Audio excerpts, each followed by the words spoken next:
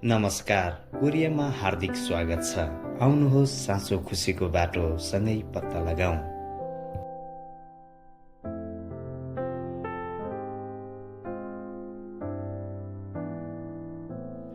अहिले म तपाईलाई आशीर्वादको लागि एकैछिन प्रार्थना गर्नेछु। प्रभु, म यहाँ उपस्थित प्रवासी युवाहरूको लागि प्रार्थना गर्दछु। तपाईले उहाँहरूलाई कहाँबाट ल्याउनु भयो र अब कहाँ पठाउनुहुन्छ भन्ने कुरा उहाँहरूले तपाईबाट बुझ्न सक्नु भएको होस्। जब उहाँहरूले तपाईको वचन सुन्नुहुन्छ, पवित्र आत्मा तपाईले उहाँहरूको मनलाई जागृत गराइदिनुहोस्। येशूलाई भेटेर नयाँ र समृद्ध जीवन सुरु हुन सकोस्। उहाँहरू तपाईको साथमा हिँड्न सक्नु भएको होस् र तपाईले कसरी संसारलाई तपाईको महिमा भरिरहनु भएको छ भनेर देख्न सक्नु भएको होस्। येशूको नाउँमा प्रार्थना गर्दछु, आमेन।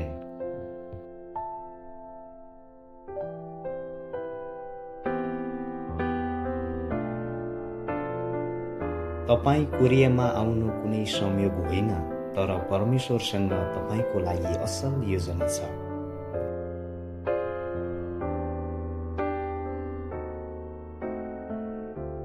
हामी हाम्रो जीवनमा खुसीको लागि पैसा, सफलता, प्रेम जस्ता धेरै कुराको खोजी गर्दछौँ, तर हाम्रो भित्री खालीपन सजिलै भरिँदैन, किनभने हाम्रो आत्मा सृष्टिकर्ता परमेश्वरको लागि तिर्खाएको हुन्छ।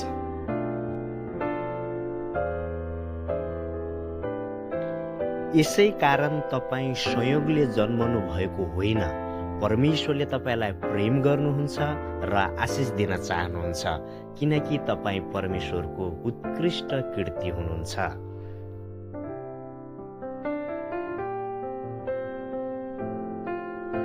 तर पापले परमेश्वरसँग हाम्रो सम्बन्ध तोडिदिएको छ। फलस्वरूप हामीले साँचो शान्ति गुमाएका छौँ। यो नै हाम्रो जीवनको मुख्य समस्या हो।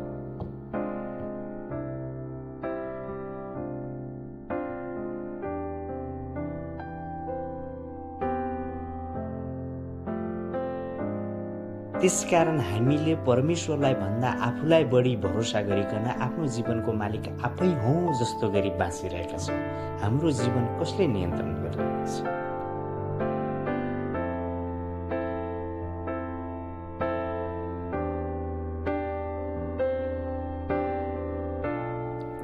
फलस्वरूप हामी पापमा छौँ र पापको परिणाम मृत्यु र अनन्त सजाय हो।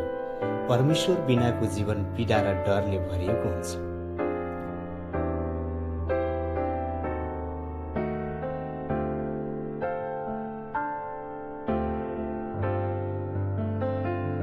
तर नडराउनुहोस्, परमेश्वरले हामीलाई कहिल्यै त्याग्नु हुँदैन। येशू हाम्रो पाप क्षमाको लागि क्रुसमा बलिदान हुनुभयो र परमेश्वर कहाँ जाने बाटो खोलिदिनु भयो।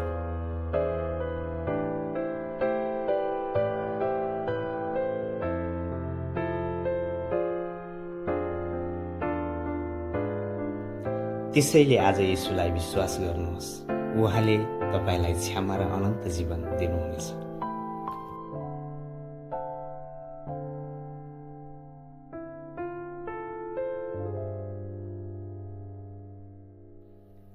त्यसो भए येशूलाई तपाईको हृदयमा स्वागत गर्न प्रार्थना गर्नुहोस्। परमेश्वर, म एक पापी हुँ। म येशूमाथि विश्वास गर्छु। कृपया मेरो जीवनको प्रभु बन्नुहोस्। येशूको नाउँमा प्रार्थना गर्छु, आमेन।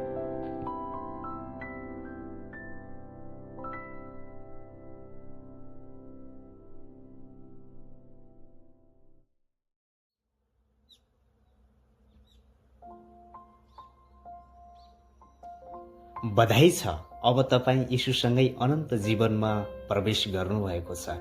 तपाईँ साँच्चै आशिषमय प्रवासी हुनुहुन्छ।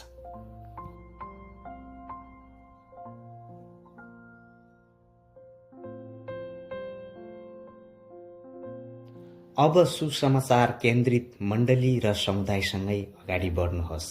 परमेश्वरको वचन र प्रार्थनामा आफ्नो जीवनलाई निर्माण गर्नुहोस्।